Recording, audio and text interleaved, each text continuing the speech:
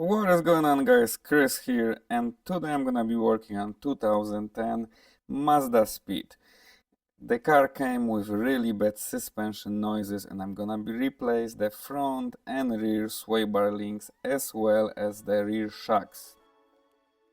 Front sway bar link got two nuts, one on the back right there and one on the top. That's fairly easy, anybody can do it. Rear sway bar links very similar. There is a nut on the top and a nut on the side. So let's start from the front ones, and then I'm gonna go to the back ones as well as the rear shocks. The best is to use the impact gun, and sometimes the back side is spinning, so it's the best to just hold it somehow. And we got new sway bar link, two nuts, of course, make sure everything is tight. So that was very easy. Now I'm going to work on the rear shocks. There is a bolt on the bottom.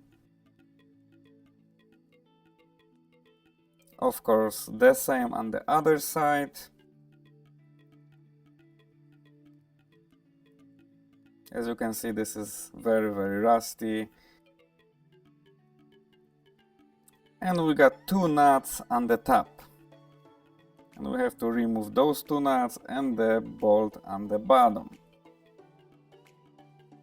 For the top ones, we need a long socket like this one. And once you got this out, you need to transfer a couple things to the new shocks. You need to transfer the dust shield and the stopper and of course the top head. It is the best to use the impact gun for the top nut because the shaft for the shocks will spin, so you will need to hold this shaft. And once you have everything together, you're gonna put this back. Of course, two nuts on the top and one bolt on the bottom.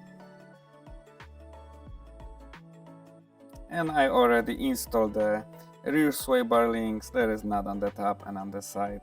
That's pretty easy. And that's all, guys. The noises are gone and the car is running beautiful. If you guys have any questions, please comment below.